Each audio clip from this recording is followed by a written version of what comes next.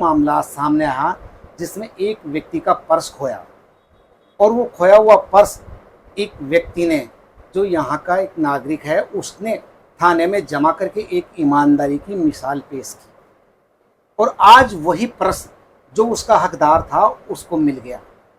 जब हकदार को जब उसका पर्स मिल गया तो उसको कितनी खुशी होती है।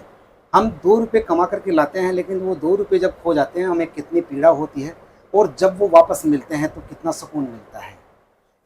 आज मेरे साथ में है मणि रतन जी। क्या नाम सर आपका? मणि रतन साहब। हाँ मणि रतन जी, आपका पर्स खो गया था, तो कहाँ पे खोया था यह पर्स? ये अग्निशमन केंद्र के पास मैं दूध लेने के लिए, मैं मेरा बच्चा जयपुर से आ रहे थे, तो वहाँ दूध लेने के लिए जैसे ही उतरा तो मैंने बच्चे को 120 रुपये तो खुले दे दिए, और बाकी का पर्स जैसे मैं जेब में रखना चाहा तो जेब में नहीं रख पाया और वो नीचे गिर गया। आज जब थाने से आपको ये पर्स मिला तो थाने में किस प्रकार का वहाँ के जो पुलिस अधिकारी हैं व्यवहार रहा, क्या कुछ उन्होंने कहा? उससे पहले सबसे पहले ये बताओ मेरे को, आपको थाने के बारे में कैसे पता चला कि थाने के अंदर आपका जो पर्स है वो आ गया? मेरा बच्चा इंस्टाग्राम या कोई भी इंटरनेट से, सोशल मीडिया से, फेसबुक वगैरह जो देखता है, तो उसने बोला कि पापा, वो उसने करीबन रात के 10:15 बज गए, तो मैं सो गया था, मैं मेरी मिसेज बाकी बच्चे सो गए थे, तो उन्होंने कहा कि पापा आपका पर्स मिल गया। मुझे बड़ा हर्ष हुआ, भाई मेरा पर्स मिल गया। मैं उठा, उसको देखना चाहा तो वो मेरे को नहीं दिखा के अपनी मम्मी को दिखा दिया पर्स, तो उसने मेरे को आश्वासन किया भाई आपका पर्स मिल गया। फिर आज सुबह गए थाने में, फिर थाने वालों का किस प्रकार का व्यवहार हुआ? मैं थाने में पहली बार गया था। अच्छा अच्छा। और मैं तो ये भी नहीं जानता कि भाई SHO साहब का रूम तो कहाँ है, कहाँ क्या है। तो जैसे ही SHO साहब से मिला तो उनका व्यवहार बहुत ही बढ़िया था, और उन्होंने जैसे जैसे मेरे को पूछा डिटेल वाइज, मैंने वैसे वैसे बता दिया, और वो अपने जो उनके नीचे काम करने वाले हैं पुलिसकर्मी, उनको कहा भाई इनको पर्स दे दो। तो पैसे वगैरह सब कुछ उसमें जैसा था वैसे मेरे को जैसा था वैसे कि वैसे मिला। तो क्या कहना चाहोगे आप पुलिस वालों के बारे में, आपको पर्स मिल गया? मैं पुलिस वालों के से पहले तो मेरे को जैसे पता लगा भाई पवनजी सैनी को पर्स मिला, और पवनजी सैनी ने थाने में जमा करा दिया। ठीक बात है भाई, मीडिया के द्वारा ही पता पड़ा मेरे को ऐसे कैसे पता पड़ता? तो जैसे मेरे को पता पड़ा भाई पवनजी सैनी, तो मेरे को और भी ज़्यादा हर्ष हुआ, भाई पवनजी सैनी तो अपने ही मिलने वाले हैं, और अपने नानूराम जी के बच्चे ही हैं, पूर्व चेयरमैन जी के बच्चे ही हैं। तो मुझे और भी ज़्यादा हर्ष हो गया था, भाई उन्होंने जमा करवा दिए। तो मैं ऐसे करके थाने में चला गया, और मैं ज़्यादातर तो पवन जी को धन्यवाद दूंगा कि उन्होंने फिर से थाने में जमा कराया, और इनका बहुत बहुत साधुवाद। और दूसरी बात साधुवाद ये भी है कि इंचार्ज साहब भी मुझे अच्छा कोऑपरेट किए, इनके लिए भी मैं बहुत बहुत धन्यवाद, तहे दिल से धन्यवाद देना चाहता हूँ, बहुत बहुत। तो पवन जी, आपको ये पर्स मिलने की खुशी तो हम चेहरे पर ही देख रहे हैं, जब ये खो गया था तो उस समय आपको कैसा लग रहा था? भाई मेरा पर्स तो गुम गया सो गुम गया। मैं तो यही विचार किया भाई गुम गया तो किसी के हाथ के लग गया होगा, तो किसी के साथ चला गया। अब मैं पूछ नहीं पाया भाई किस ने बताया, किसी ने नहीं बताया होगा, तो मैं तो अब मेरा पर्स मिल गया, मुझे हर्ष है।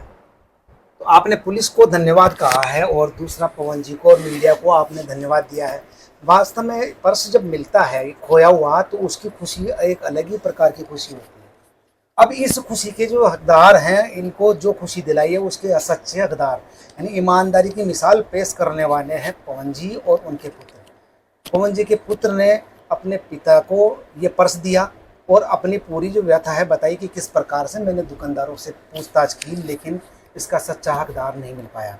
इस समय हमारे साथ में पवन जी सैनी भी हैं। जब ये पर्स मिल गया है, पर्स लेने वाले जिनका खोया पीड़ित भी हमारे साथ में हैं, और इन्होंने पर्स जो है थाने इनको हो रही है। पवन जी से भी जानेंगे। पवन जी, एक पर्स जो आपने थाने के अंदर जमा करवाया, तो उस समय आप पर क्या बीत रही थी जब ये पर्स आपके पास था? तो पहले तो मैं सर्वप्रथम मेरे बेटे को, समीर सैनी को, इस कार्य के लिए कि उसने पहले मुझे नहीं अवगत करा के इस पर्स के लिए और आसपास के व्यापारियों को अवगत कराया, तो आज की जो युवा पीढ़ी है वो आज ये सोच रखती है कि भाई किसी की चीज पे हक जमाना अपना कार्य नहीं है, अगले के पास उसकी चीज पहुंचनी चाहिए।